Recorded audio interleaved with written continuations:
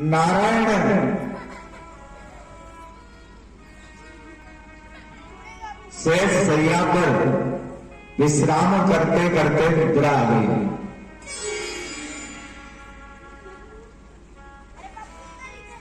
और जैसे भगवान को निद्रा आई, भगवान के कान के मैल से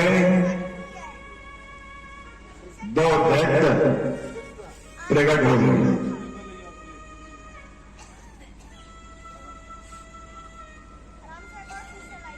मधु और कैटम। भगवान के कान के मैल से दो दैत्यों की उत्पत्ति हुई, जिनका नाम है मधु और कैटम। और दोनों दैत्यों ने जब चारों ओर देखा तो जल ही जल है।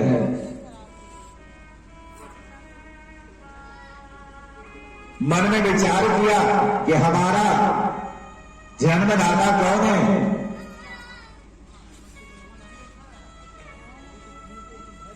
हमारी रचना किन्होंने की।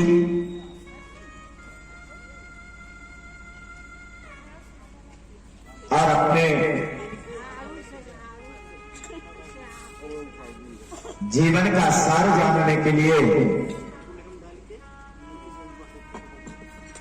समुद्र में चारों ओर भ्रमण करने लगे।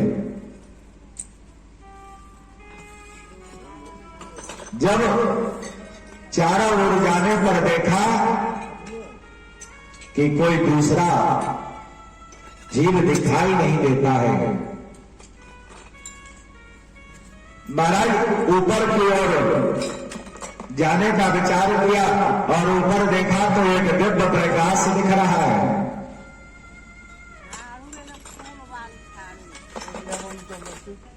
परम दिव्य प्रकाश देख करके मन में एक आशा हुई।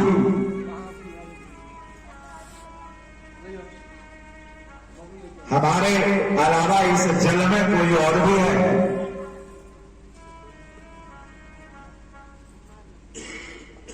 और महाराज उस दिव्य प्रकाश के पास पहुंच करके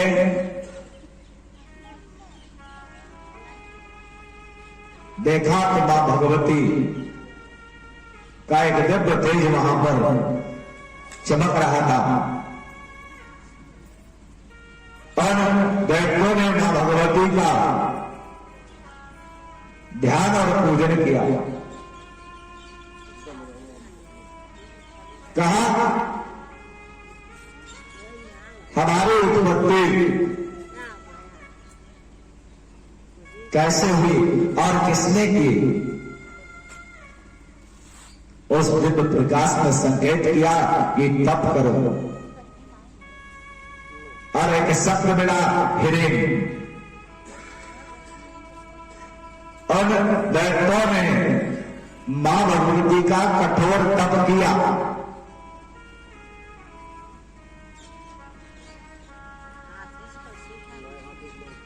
और उस तप के प्रभाव से मां भगवती ने दर्शन दे दिया। अब मां भगवती का दिव्य स्वरूप देख करके दोनों दैत्य अति प्रसन्न हुए। प्रमाण आता है कि आदि शक्ति परम्मा जगदम्बा की पूजा दैत्य दानव मनुष्य देव नाग किन्नर सब कोई करता है। दैत्यों का विरोध तो भगवान विष्णु से है। मैया की सेवा तो दैत्य भी करते हैं।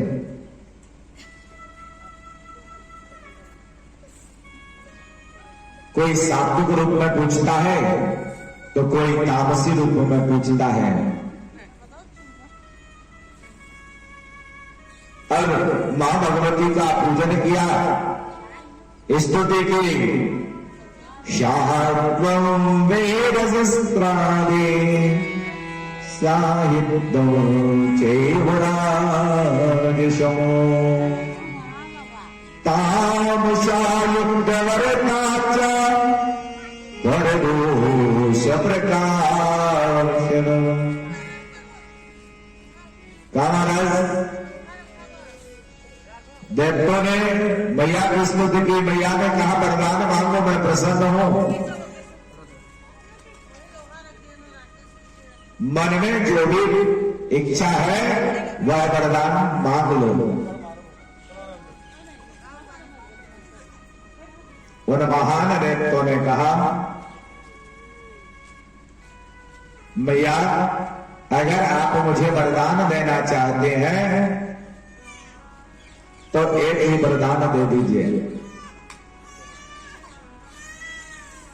हमारी इच्छा मृत्यु हो, कोई जीव हमारा प्राणांत ना कर पाए,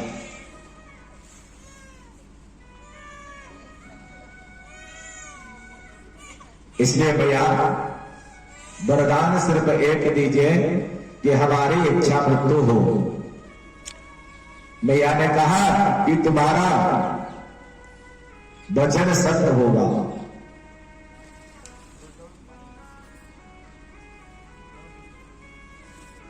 अब जैसे ही मैया ने कहा कि तुम्हारा वचन सत्य होगा और मैया वरदान देकर के अंदर ध्यान होगी।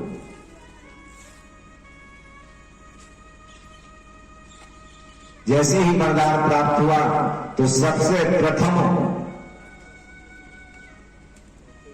उन महान देवताओं ने स्वर्ग पर धावा बोल दिया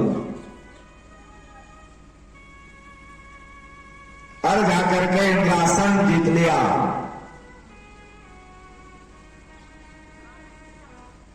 जब देखा कि देवता सब भाग गए तो चारों ओर खोजते हुए और देखा कि एक कमल पुष्प पर एक वृद्ध पुरुष बैठा है। ब्रह्मा जी के पास पहुंच गए। ब्रह्मा जी ने देखा कि दो देवता आ रहे हैं और जाकर के ब्रह्मा के पास पहुंच करके कहा आप कौन हैं? ब्रह्मा जी ने कहा कि मैं ब्रह्म हूं, इस सृष्टि का रचयिता। कहा महाराज आप रचयिता है परंतु आप हमसे युद्ध करिए।